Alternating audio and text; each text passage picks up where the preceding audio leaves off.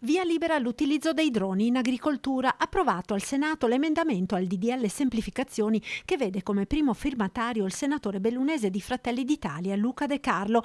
Droni che, come accade già in altri paesi europei come Francia e Germania, potranno essere impiegati per fare i trattamenti fitosanitari in determinate aree. Penso a quelle dove c'è una viticoltura eroica o a quelle più marginali, insomma quelle aree dove diventerebbe difficilmente economico fare impresa oggi uno strumento in più, tanto atteso dagli agricoltori, soprattutto da quelli che in questi anni hanno diminuito il numero dei trattamenti e che oggi consentono all'Italia di avere il record dell'agricoltura più sostenibile con un 12,5% in meno di uso di fitofarmaci rispetto alle altre nazioni. La sperimentazione dovrà rispettare il Piano Nazionale per l'uso sostenibile dei prodotti fitosanitari e la disciplina sull'impiego dello spazio aereo con velivoli a pilotaggio da remoto.